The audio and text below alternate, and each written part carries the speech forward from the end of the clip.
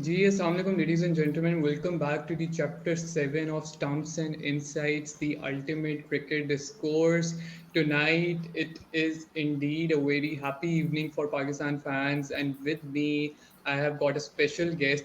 In fact, this episode is should be termed as Arham's Chapter 7 featuring Arham Squared because my guest is also named Arham, and he is a businessman who is into the textile business in Karachi.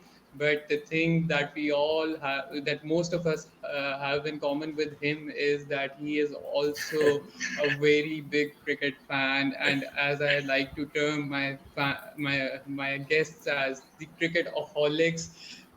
He is basically a cricketaholic, and he also goes through all the pains and the happiness that comes along by being that comes along with being a Pakistan cricket fan. Please welcome Arham Latif. Arham, how are you doing today? Give us an introduction about yourself and how your love story with cricket began. Thanks for having me, Arham. I think you've misspelled your name. Since I'm older, my spelling is correct and yours has to be incorrect. So get that fixed. So yeah, like you said, I'm a sourcing agent in Pakistan. I handle commodities and textiles mostly. I have international clients that purchase goods from Pakistan, and I try my best to promote Pakistani commodities and goods around the world. But primarily, I'm a cricket fan. My life is has revolved around cricket for about the good part of 31 years, and I've been playing cricket since I was 3 years old. And I've continued. I had cousins who were playing district and region, so at a very young age, I got exposed to really good cricket, and I just fell in love with cricket. I used to go to the stadium all the time, watch every single Pakistan match with my cousins. So just been in love with the game since 1994, 1995, since I remember. Like you said, we deal with the pains, we deal with the highs, we deal with the lows. We vent on Twitter almost all the time. So I mean, it's fun. It's fun being part of a very emotional community. It's fun being part of a very funny community. I think Pakistan's cricket community is probably one of the funniest because we've had to deal with so much pain over the longest periods of time. So yeah, that's me. Yeah, I think you have mentioned an interesting point over there because I think since around 3 years, I have started using Twitter again, and I often find myself in debate, in contention with the ever toxic fan base that we have because the Pakistani Twitter fan base or the Twitterati in general is usually so quick to jump onto conclusions in some cases that it really baffles my mind, and sometimes it really pisses me off as well. I still recall myself recording a video after that Hassan Ali dropped catch that happened in 2021 because everybody was saying that Hassan Ali has fixed the match, but nobody was giving him the benefit of the doubt, or it was painful for me as well. But you need to understand at the end of the day that players are humans like us, and you need to sometimes let them off the hook, and थोड़ा सा margin I think देना चाहिए, for margin of error होना चाहिए. That being said, I think currently, let's talk about the World Cup at hand. Arham, how do you see this World Cup as compared to the other World Cups that you have seen? Obviously, since as you mentioned that you have been watching cricket since the 90s, how do you think this World Cup has been shaping up to be firstly in the administrative aspect of things, and secondly, how has it matched your expectations as a whole? We have seen DRS के issues आए हैं, और उसके अलावा शुरू में administration के issues आ रहे थे, tickets में Mhm. मसले हो रहे थे. तो overall, how do you see all of this? Like you said, Like you said, I don't. I think you need to I have it think you muted. have muted. Yeah. So, like you So, said, like you said, there's been a lot there's of been a lot of issues issues.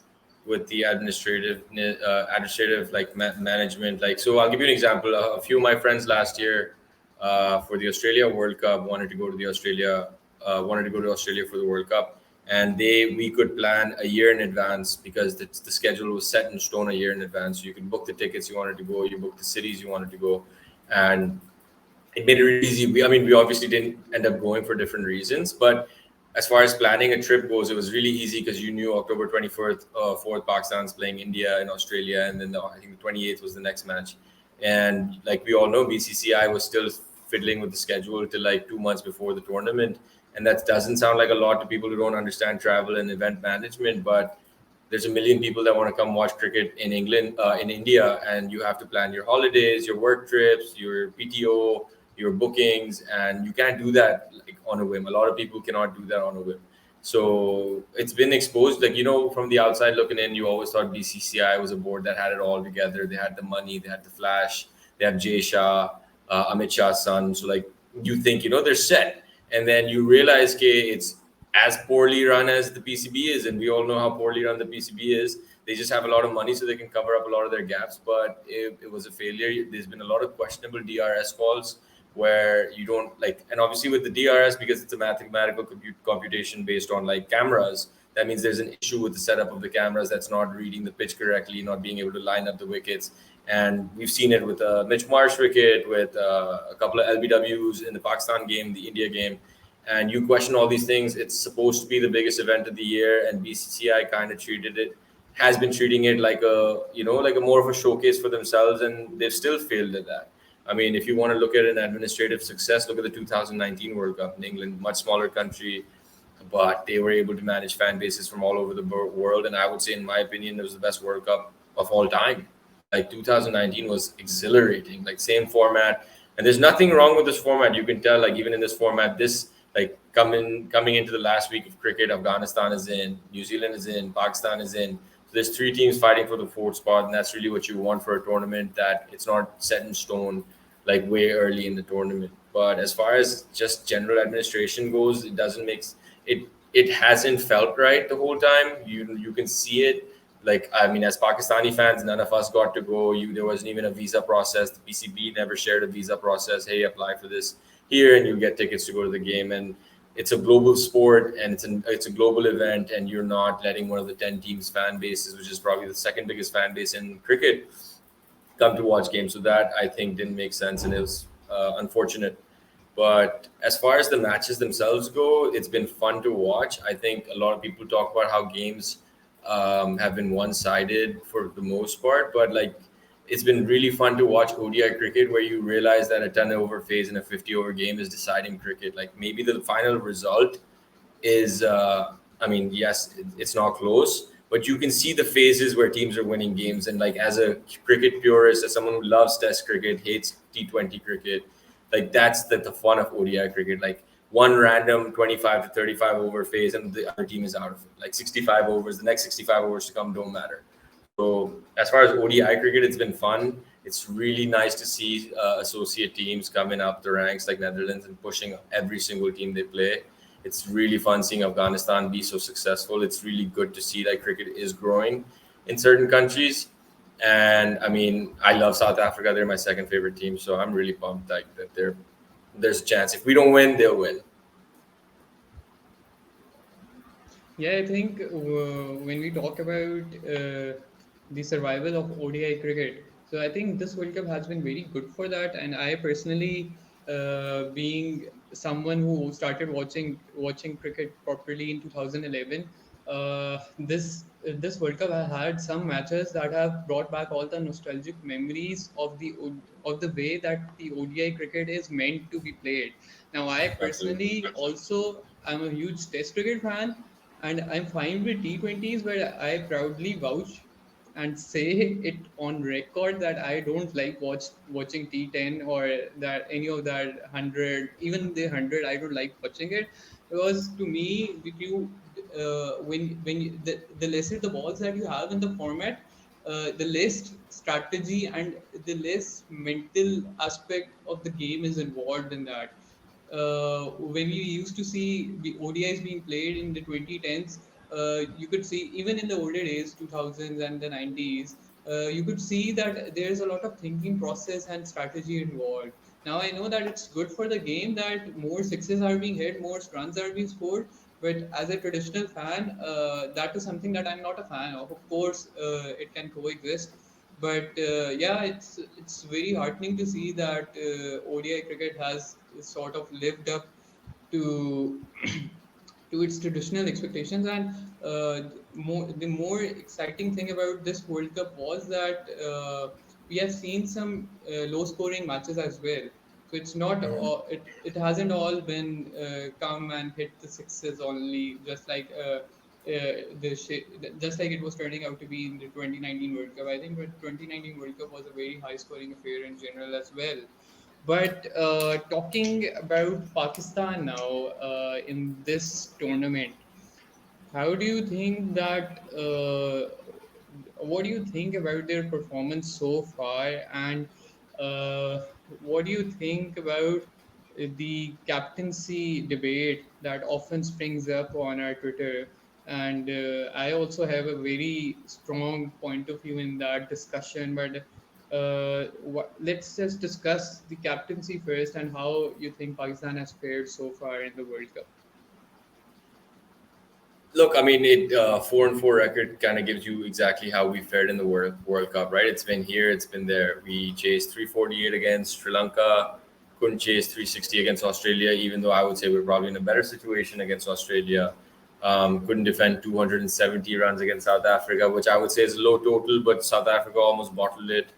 You've got your three best bowlers bowling 21. I think there's 21, 22 balls at Shamsi and Maharaj, and you can't take a wicket. Then you don't deserve to win. Like, yes, we like to blame Nawaz for throwing it down leg, but it should never get to that point. Like, if you've got 21 balls from your front pace bowlers and Shamsi's there, 9 out of 10 times they're going to take that wicket. So, yes, it's fun. It's easy to blame Nawaz, but really, it's like your fast bowlers have really let you down in this tournament. And as far as like just Pakistan, how Pakistan is fared, like it's basically what Pakistan is. Pakistan's either here or it's miss.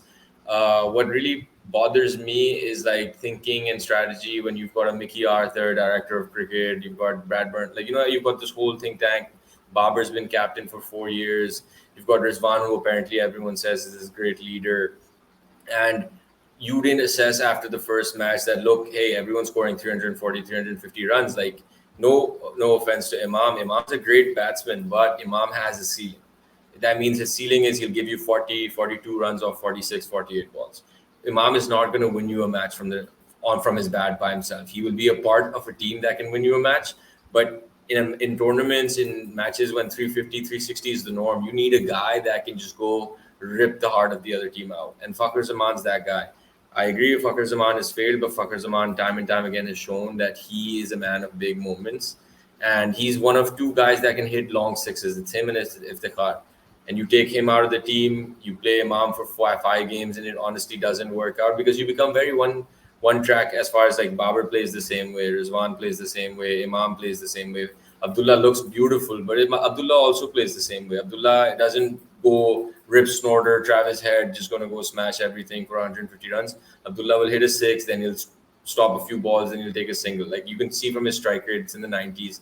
But in a tournament where everyone's scoring 350 runs, a 90 strike rate, 92 strike rate isn't amazing. It's good. It's not amazing. So you're kind of left with like, okay, Iftikhar bhai आएंगे और वो 4 over में 150 run कर देंगे. नहीं करेगा, इंसान है, बंदा है, कभी चलेगा, कभी नहीं चलेगा. But you need to, and I keep arguing with this with people, and that's Babar's fault. Like fast bowlers not performing is not Babar's fault. Shaheen going for not taking a wicket in the power play is not Babar's fault. Hassan Ali not being able to bowl a ball on a length, even though he's bowling 80 miles per hour, is not his fault. Hassan Ali, Haris Rauf, God knows what's happened to him in this tournament, but that's not Babar's fault. Babar's fault is planning and strategy. Like you had 4 years to look at Nawaz and you thought he was your match winner, and he's proven time and time again, unfortunately, that he's not your match winner.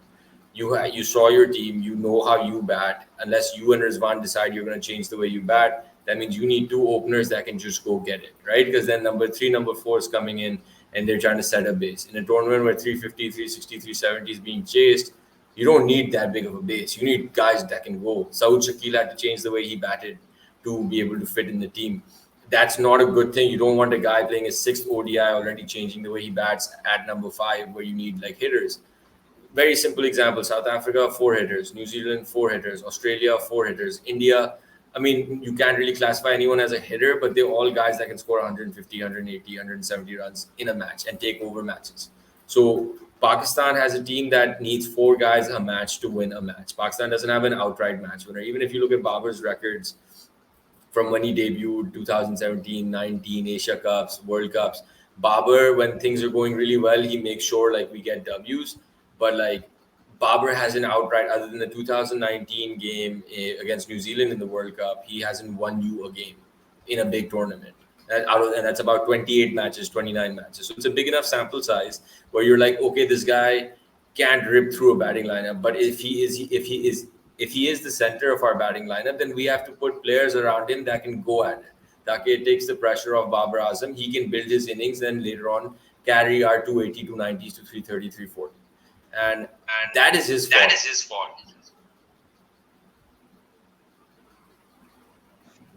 Yeah, I think you have made valid points about some of your points. I do agree with, considering, especially when you said that Pakistan does need a few players that can go at it. And for a long time, I believe that since a very long time, I believe that we're desperately in need of a fast bowling all rounder who can finish the games for you, or in fact, if he is good enough, he can bat at the top order as well.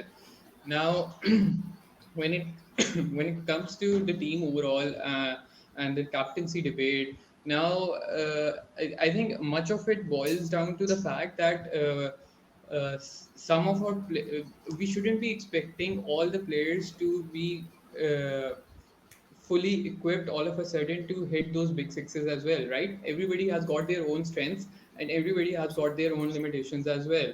So, the minute we compare Virat Kohli and Babar Azam, that is us being unfair to Babar. Okay, now Virat is an exceptional player who can hit those big sixes, who can finish the innings. Now Babar is sort of in a different timeline. He is way younger than Virat. He started late, and he is still in sort of a, you could say, developmental phase of his game, where he is obviously still working on things. Right? आज हमने देखा कि he did bat with a good strike rate. तो यहाँ से clear होता है कि the intention is there and he is working hard, but उसको थोड़ा टाइम देने की जरूरत है.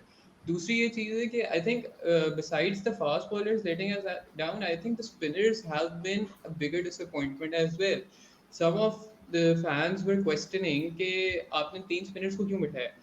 आई वाज contending with them कि यार what performances have your spinners shown to you in this tournament. अगर तो if we have come to this stage कि हमें तीनों spinners को बैठाना पड़ रहा है and we are going with 4 fast bowlers and 2 part timers, तो ये this is a shameful act in itself for the spinners.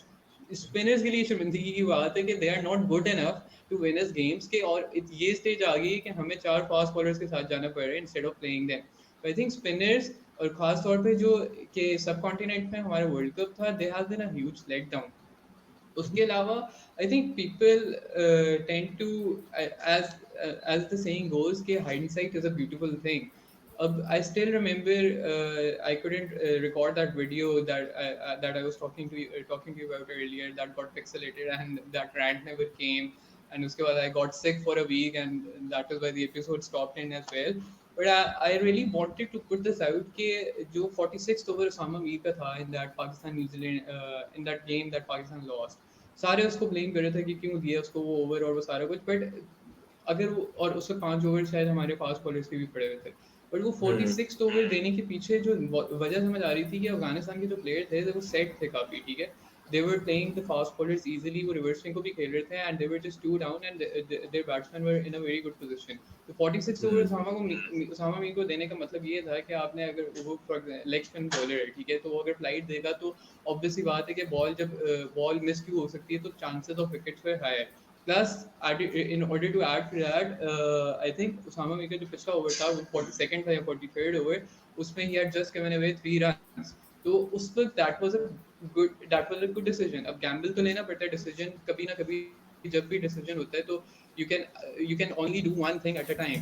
तो मुझे सिर्फ ये होता है कि जिस तरह उस दिन नवाज को भी लास्ट ओवर दिया हमने साउथ अफ्रीका वाले जौन सा मैच था जो लेटेस्ट हमने भी किया, उसमें लोगों ने ये कहना शुरू कर दिया कि ओसामा मीर को दे देते हैं, जिसमें, और उस मैच में सारी बाबर ने कैप्टनसी भी उसी तरह की जिस तरह ट्विटराटी इन जनरल करती है कि आप सारे ओवर्स फास्ट बॉलर्स के पहले यूज कर लो, ना संभाल के रखो. तो he did exactly that and Pakistan still lost. the lesson from that is कि a captain can do only can take only one decision at a time. और हाइंडसाइट एक ऐसी चीज है कि उसकी अगर वो गैम्बल पे ऑफ नहीं करेगा तो लोग उसको बोलेंगे फिर भी, और लोग लिटरली वही करते हैं कि जो चीज़ पे ऑफ नहीं होती दे एंड अप क्रिटिसाइजिंग हिम। और फिर मतलब मैं तो बस देख रहा होता हूँ कि यार पिछले मैच में भी लोग कर रहे थे, अब उसने वो चीज़ें की हैं फिर भी उसको क्रिटिसिज्म मिल रहा है। तो आई थिंक कहीं जगह पे क्रिटिसिज्म वैलिड होता है, और वो मैं भी करता हूँ, क्योंकि at the end of the day perfect तो नहीं, ऑब्वियसली कैप्टन परफेक्ट नहीं हो, बट प्लेयर भी परफेक्ट नहीं है, बहुत अच्छा है, बट क्रिटिसिज्म की भी एक हद होती है, और एग्जैजरेट नहीं कर देना चाहिए कि आप उसको बेसलेस तरीके से क्रिटिसाइज कर लो। Here, that being said, I think moving on to today's game, I think we should focus on the positives. Pakistan versus New Zealand का आज मैच था जिसमें Pakistan got plundered left, right, and center by New Zealand. They received a mammoth beating of 401 runs. और उसको पाकिस्तान ने बड़े अच्छे तरीके से सक्सेसफुली चेज किया है। Talk us through that match, Arham, and also shed some light on the playing 11 that we played today. I think you made a very good point about spinners right now, and I completely forgot about that because our spinners are forgettable, very honestly. And it's not like Babar chose to play four fast bowlers and two part timers, right? Because we have no spinners. Osama Mir is unproven. I was like, okay, you're bringing a like for Saddam. Has an issue with controlling his length. You're bowling full tosses. You're bowling half volleys. Like at an international level, the margin for error is probably like zero point 0.5 balls and over. So if you bowl 5.5 good balls and over, you're bowling an international over. Our spinners are bowling 4 good balls and over, which is probably not even grade two or first class cricket level. And it's just been that horrible. And tying that in with Babar's captaincy is like if the 10th to the 40th over तक आपके spinners कुछ कर ही नहीं सकते तो आप क्या करोगे? मतलब आई एग्री, साउथ अफ्रीका में उसकी कैप्टनसी ग्रेट थी, उसने जो किया बिल्कुल सही किया. आपके pacer should raise their hand and close the game. आपके पास 3.5 ओवर्स थे लास्ट विकेट लेने के लिए, आपने नहीं लिए. आप किसी को भी ओवर दे देते, वो आप फर्क नहीं पड़ता. आपने 21 बॉलों में या 20 बॉलों में विकेट नहीं ली, वो आपकी गलती है. बाबर की उसमें कोई गलती नहीं है. अफगानिस्तान में क्या कर सकते हो? जिस तरह गुरबाज जरदान ने स्टार्ट दिया था, इब्राहिम ने, क्या बाबर खुद बॉलिंग पे आ सकता था. There is a lot of flaws in his like over to over captaincies and his tendencies to stick to whatever his mind, like his pre-game plan is, and you can tell that there's not like a lot of ingenuity. And then when you're getting beat up like this, you need a captain that can change the field, get 2 mid-ons close to the wicket, tell the guy to bowl 6 Yorkers, protect Haris Rauf. क्या कुछ different करो भाई, हारिस राव से bowling नहीं हो रही, अच्छा भाई हारिस तुम अब यॉर्कर्स कराओगे, तुम्हारा final leg third man shot अंदर जा रहा है, बंदे स्ट्रेट पे जा रहे हैं, कराओ उसको यॉर्कर्स कराओ, 5 यॉर्कर्स कराओ, कुछ डिफरेंट तो कराओ, लेंथ नहीं हो रही तुमसे. तो वो कैप्टन जब इंजीन्यूटी होती है वो अपने बॉलर्स को थोड़ा बहुत सपोर्ट कर सकता है, बट हमारे बॉलर्स को अभी बहुत सपोर्ट की जरूरत है. तो it's 50-50. I like have issues with Babar's game planning, with Babar's team strategy, and the way he bats himself. But it's not all on him. Like a lot of players on this team has failed us, and we're still 4-4. मतलब कितने लोगों के बुरे tournaments गए और हम 4-4 हैं. तो अजीब बात है, बट पाकिस्तानी बात है, यही हम करते हैं. Coming back to today's match again, you essentially I mean, Shaheen went for runs. Rauf तो भाई बेचारा, like बुरा लगता है उसकी बॉलिंग देखते हुए, उसके लिए बुरा लगता है, like as a कि पाकिस्तानी के भाई तू आजा घर आजा भाई, नहीं पिट. और Hassan Ali, same thing. Like there's no juice, like there's no, I don't know man, you just watch us bowl and it's just like hopefully wicket ले ले, कि बस दुआ कर रहे होते हैं कि यार एक ना एक बॉल सही डल जाए या वो एक ना एक शॉट गलत खेल जाए तो 400 रन खा लिए. So the thing you said about 4 fast bowlers, I mean, we didn't really have a choice. Those are the guys that are the best 4 bowlers on their team, and that's not saying much, but that is the truth. Wasim Jr., Hassan Ali, Haris Rauf और शाहीन के अलावा spinners क्या कर रहे हैं? Part timers. Iftikhar is probably the best spinner on your team. My only thing is कि south को थोड़ा ट्राई कर लो, सलमान अली को पहले ले आओ, नॉन प्रेशर सिचुएशन में ले आओ. अब सब पिट रहे हैं, आपने सलमान को भी बॉल दे दी, उसने भी 20 रन खा लिए. भाई उसको पहले एक ओवर जल्दी करा दो, 7वें 8वें ओवर में करा दो. साउथ को कहीं ट्राई कर दो. वो उसमें आई वुड से कि Babar needs to be a little more like creative. But मुझे नहीं लग रहा था होगा. I'll be very honest, when I was watching Pakistan batting, I was actually playing a cricket match myself. तो मैंने इंजरी फेक करके मैं बाहर जाके फील्ड से बाहर चले गया. And I started watching the match, and I really didn't think it was going to happen. But Babar, for the first time in this tournament, like you said, he's a great player, and that's what I think is the most frustrating thing about a player like Babar is because he's stopping himself. उसको कोई रोक नहीं रहा. मोहम्मद नबी की middle stump की बॉलों को front foot defence ऐसे कर रहा है जैसे कराची में टेस्ट मैच हो रहा है. Like when you know he's got the talent to put his leg out and sweep it over mid wicket. Like it's these are personal choices. Whatever the choices are, like whatever the backbone of those choices are, I don't know.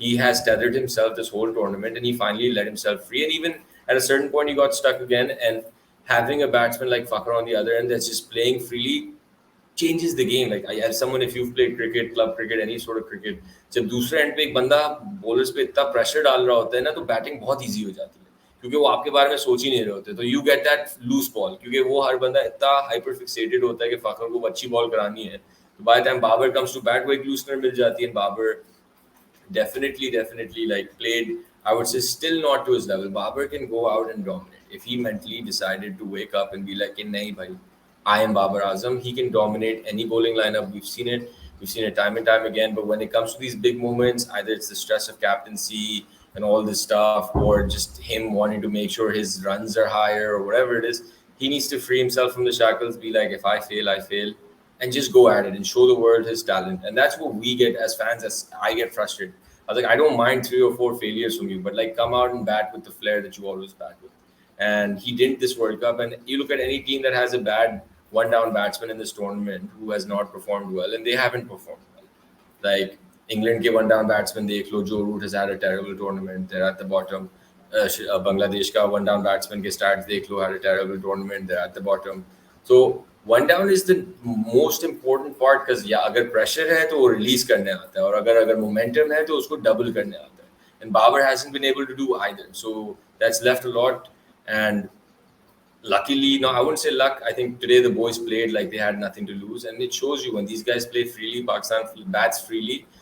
मजा आता है देखते हुए. Like out भी होता है, कुछ भी होता है, and we killed New Zealand today. We have a lot of momentum. We still need a few things to go in our favor on Thursday, which hopefully, considering unfortunately New Zealand's injuries and just being on a 4-game losing streak now, like that takes a mental toll on a team. Last game of the tournament, but they're a tough team. If they get to play, they'll make it hard for Sri Lanka. Hopefully it rains. Hopefully, Allah, please, it rains, it gets washed out, and we just have to beat England on Saturday.